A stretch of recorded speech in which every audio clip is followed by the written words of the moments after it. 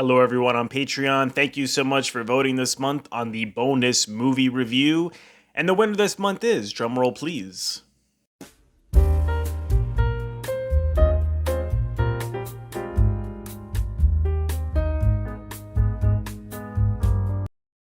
Maurice from 1987, the great British film. This was directed by James Ivory and it starred Hugh Grant, James Wilby, and Rupert Graves.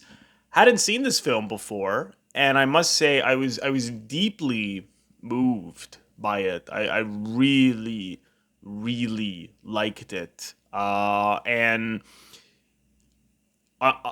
it's obvious that it explores how gay men had to hide and stay in the closet and basically lie to everyone that they're not gay or else face jail time or and to be ostracized from society.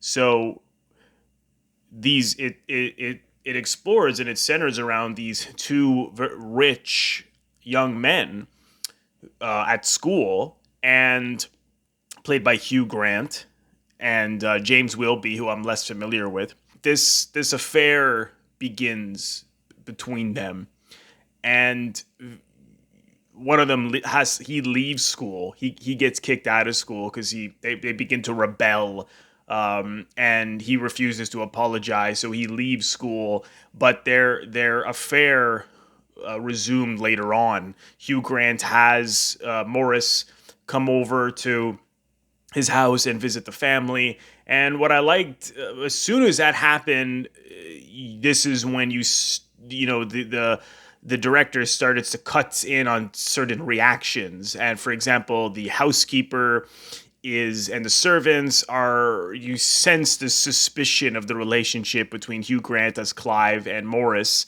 and they don't really pick up on it quite yet. But at one point they were hugging and kissing, and someone goes by with a bike and looks over at them, and they stop. So you're not 100% if they were spotted or not. But they're carefree at first. They're enjoying their relationship and their love for one another, and they're having sex with each other. And it all really turns around when one of their friends is caught. Again, this is, just before World War I. So homosexuality is illegal in England, and he gets caught by police. Someone was undercover actually, and he was trying to kiss this man, and he gets caught. And this is someone they went to school with, and he gets sent to prison. And this really scares Hugh Grant, and he even asks Hugh Grant for help. And Clive says no, because he's like, well, you have to understand my position is gonna, people are gonna think I'm defending homosexuality. And of course, the irony is that he is gay. So, but it's about what the public perception of him is. He's interested in going into politics. He's from a very wealthy family, and so he doesn't help this guy. And the guy goes to jail. And there's actually an interesting shot when you see this young man get arrested, because the whole film, they're surrounded by beauty. They go to these, Ivy League universities. They live in these big houses. And suddenly there's just in the police, he gets into this police car, and there's another guy there with some scratches on his face, some scars on his face. And even as he goes into jail later, suddenly, of course, the atmosphere, the environment is totally different. So they go from this great beauty to these very dark places, prison, and their life would change forever. So this terrifies Clive, and he now begins to pull away from Maurice at this point. When they go out to see a play, he's sort of hostile towards him. He won't hold his hand anymore, and all these things are very, very subtle. That's what I really liked about the film. It has a real subtle build. Everything happens subtly. Nothing just kind of is random. Nothing. There's no big turns. Everything is just chipped away at. First, people start to look at them a little bit differently. Then the friend goes to jail. Then Hugh Grant starts to pull away from Hugh Grant as Clive starts to pull away from Maurice.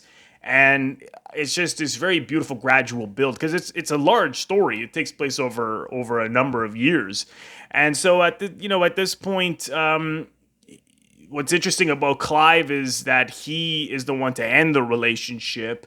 And he says, like, you start to see the self-hatred that he has for himself. And he faints at one point. He passes out.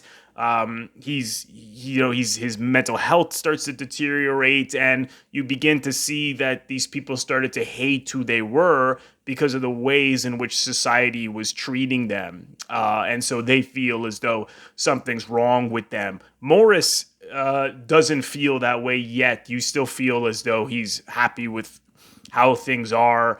But Clive is the one who first starts to pull away. He ends the relationship. He starts to talk about marrying someone. And there's this scene where they get into when he's ending the relationship, where he hits him, and Maurice forcefully tries to kiss him, and he bites his lip. And the James Wilby, again, I'm not familiar with him, but what a fantastic performance. You see his heart just breaking, and he's crying when Clive is ending the relationship. And Clive mentions this other woman. But he doesn't mean like that he's going to marry this woman, but he just says, well, maybe I'll get with a woman like Abe. And so Maurice becomes so jealous, and he starts to take that seriously. Like, oh, you want her? And he goes to her and tells her that Clive said all these terrible things about her, which he later apologizes for. So what's so interesting here is how at this point they begin to pull apart, and they don't see each other as much. Maurice he becomes a stockbroker. Clive goes into politics. And what's interesting about Clive is that every time you see him after that, he's acting as if nothing happened in the past. But then, he's acting like they're just old friends. He's asking to be an usher at his wedding. Now he's going to marry this other woman he met. And you wonder, is he burying who he is? Is he burying the fact that he's gay? I started to think, well, maybe he was bisexual, and that was just a young experience, a sexual exploring his sexuality.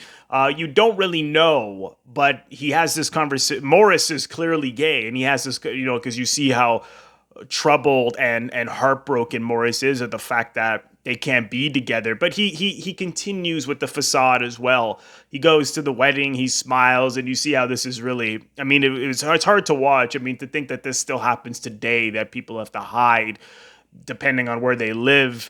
If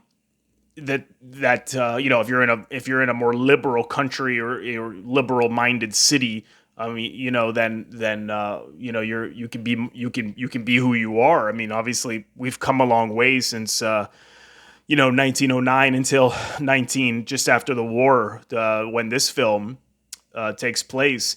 So we've come a long way, but there's still a long way to go. But it was hard to see how people have to hide who they are and put on these brave smiles. And Maurice, there's no women in his life, and his family begins to talk about openly how this person's getting married, that person's getting married, and you see how that's concerning him because he feels like, well, what is he going to say to them?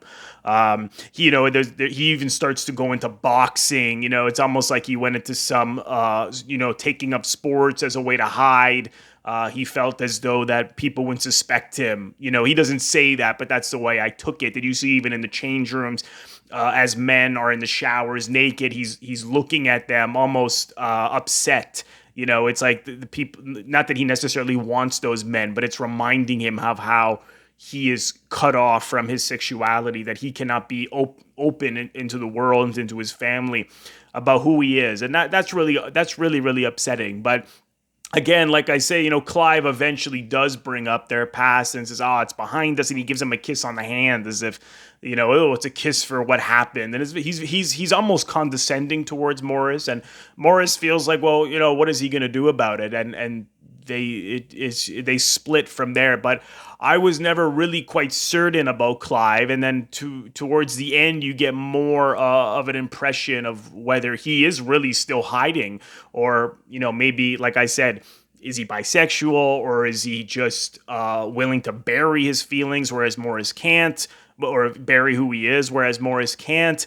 Or was that a pure sexual exploration? They tell each other they love each other very, very quickly, but is that real love? Is it young love? Is it just the excitement of finding, exploring your sexuality with someone for the first time? It's hard to say. These are all questions the film poses, and I really like that there's no answers for those things, and it involves the audience to come up with one's own interpretations. But I'll get back to that, because there's something about Clive that happens towards the end, and Maurice is such a fascinating character because he goes to work, he keeps working, but at the same time, what I like that the film does is that it also shows the flaws with these people. They're not just people who are being oppressed by society. Of course they are, but they're also the film also explores the class and how, because they're from very rich families and they're very well off, they're huge snobs. They talk down to the servants. Clive at one point was talking about another servant and saying, well, they're not as honest as we are, as if they're better than everybody. And Clive, there's Alec Scudder, who's one of the servants, he's asking for more of a bigger tip. And Clive Maurice is so put off by it and says, what do you want, gold? He even remarks on if he was poor. He says something along the lines of that he could be poor better than the poor actually are, which makes no sense. And so, they're huge snobs. You really see that in the film. Scudder at one point asks, this woman that he worked, one of the mothers, I believe it was Clive's mother. No, it was Maurice's aunt or mother. I don't believe it was his mother, but she asks him to deliver mail, and she goes, what's your name again? Like, she can never remember their names. The servants always go by last names, never their first name, like Scudder, for example. And of course, Scudder becomes a bigger part of the story because he, these watching Maurice from a distance, and there's some interesting visual motifs in the film. It almost reminded me of the old classic Hollywood, which I wonder if that was intentional, how they coded things. For example, even early on, Maurice and Clive are playing the piano, and Clive suddenly says, go a bit slower, you don't want it to tear. And I just, that is something you would have saw in the classic Hollywood period, coded ways of exploring homosexuality. And even the way in which Scudder is looking at Maurice as he puts his head out the window when it's raining and gets all wet, and of course then Scudder's watching and he's very he's laughing, so you're like, the connection between someone being aroused as one is wet, so there are some interesting visual motifs put in throughout the film, which to me was a throwback to the way they had to do it in the classic Hollywood period. But of course, this relationship begins between Scudder and Maurice. Maurice is trying to be straight. Basically, he finds a doctor played by Ben Kingsley to basically, well, I don't know if they called it that then, but what you saw later on was like conversion therapy. So he finds this doctor who's like hypnotizing him and trying to quote unquote cure him, played by Ben Kingsley. And so he can't do it, and Scudder comes into his house, into his room, and they have sex, right? And he actually tells the doctor, and Ben Kingsley says, you know what, go to another country in Europe, go to Italy, go to France. Homosexuality is not illegal there. He was taking a chance even telling the doctor. I suppose that you have to tell someone, even though the threat of, and I can understand that the threat of going to prison is just, burying it is impossible. He even tells another doctor who is like a family doctor played by Denholm Elliott, and Maurice tells him, well, it's, he says it's, I think I'm like Oscar Wilde, and you see how the doctor's like rubbish, and he thinks that maybe there's something wrong with his body, and the doctor is examining him. He thinks as if he got some kind of an STD, like he had sex with a woman and maybe got the clap or something, and the doctor goes, no, there's nothing wrong with you. But he thinks because he has sexual feelings for men that there must be something wrong with his body, So the film really explores all the ways in which men, gay men, felt that, because people looked at gay people as being immoral and being sick and mentally ill. And so you can see how if the whole world is telling you that what your natural impulses are is wrong, you can see how 100 years ago people would think, well, there must be something wrong with me. And so I was really fascinated by that, and it's hard to take because it's very very upsetting to see that people, again, to this day, still have to go through that. But later on with Scudder, they begin this relationship, and he immediately is suspicious of Scudder. They're playing cricket a little later. Scudder is whispering to someone, and he just runs away, and he's just like, what is he telling that guy? What is he saying to this guy? You even see Maurice at certain points is having nightmares, and I can understand that. I can understand because as he got older, before, some of the ways in which the servants looked at him and Clive with suspicion went over his head. But now that he's older, he knows what those suspecting eyes are wondering. And so the littlest things, now that certainly Scudder knows he's gay, all sorts of, these paranoia comes over him. And he sends him this letter, Scudder, to go and meet somewhere. And, it's interesting because he immediately thinks this must be a blackmail, and I couldn't see anything in the letter that suggested that. There was it was sort of paraphrased like, well, you better come here or something along those lines, but he took it that way, and he tells who Ben Kingsley plays when he shows him the letter. And later on, he just ignores him because Scudder gets a job to go work in Argentina with his family. And Scudder tracks him down and says, hey, I just wanted to see you again. I wanted to be with you again. And he does threaten to blackmail him if he doesn't, but he doesn't really mean it. And Maurice begins to see that as they're, arguing outside of where Maurice works. And there's this really beautiful scene where they then are together again. And suddenly this class distinction between servant and master is gone. They really are open with one another. And actually Scudder tells Maurice all the bad ways in which he was treated by the other clients, and even how he would in his head want to tell them to fuck off and stuff. And actually Maurice is amused. So they were so divided because of class, but as a result of embracing their homosexuality, which of course they both can deeply relate to, bond to, it's naturally so deep when this is really the only person he can be himself with. Immediately he says that he tells Clive that he's in love with him later. I mean, he feels as though he can tell Clive because him and Clive had this relationship, and it's not as if Clive can go to the police about it because Maurice knows that him and Clive had a relationship, so he can easily just say, well, he's gay too, or something along those lines. But all that class distinction with Scudder and Maurice just falls apart, and they're just together, and it's actually a beautiful thing. And so it's left open at the end. You wonder, like, are they going to go to Europe together? Are they just going to leave their jobs, leave their families, leave their money? Particularly Maurice. I mean, Scudder is a servant, so he doesn't have as much money as Maurice does.